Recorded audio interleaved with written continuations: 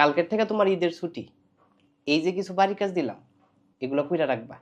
ঈদের পরে আইসা দেখবো। আমার দরকার পড়লে লাড়ি দিয়ে 10টা বাড়ি দেন, তাও আমি ঈদের সময় কোনো লেখাপড়া করতাম না। আরে আমি তো তোমার ঈদের দিন পড়তে বলি না, ঈদের দিন হোক আর ঈদের আগে পরে হোক, তাও আমি পড়তাম না। তুমি কেন পড়বা না? ঈদের সময় পড়ালেখা করা নিষেধ। কে বলছে নিষেধ? কে কইছে কইতারি না?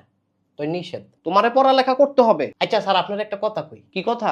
ঈদ মানে আনন্দ, হ্যাঁ, আর ঈদ মানে পড়ালেখা বন্ধ। এলাকা একেবারেই বন্ধ?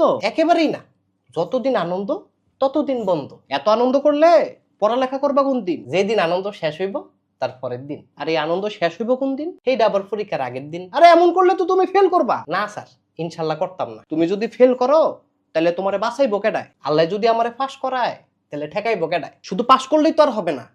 পাস করা এক জিনিস, ভালো রেজাল্ট আরেক জিনিস। যেই মালিক পাস করায় সেই মালিক ভালো রেজাল্টও করায়। দুনিয়াটা এত সহজ না, পড়ালেখা করতে হবে বারবার। রমজান ঈদ এত সস্তা না, বছরে ভাই একবার। তুমি কিন্তু বিশাল বড় একটা চাপে পড়বা। যে দিব আমারে চাপ, আমি তার বাপ।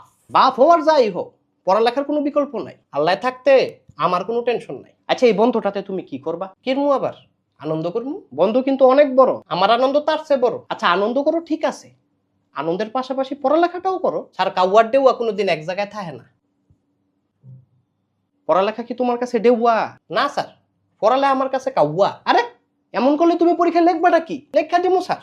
ধরেন কোনো না কোনো গরুর মাথা, গরুর মাথাও তুমি লেখতা না, তাইলে লিখবো ছাগলের মাথা। ছাগলের মাথা আর গরুর মাথা কোনটাই যদি মাথা না আয়, তখন তুমি কি করবা?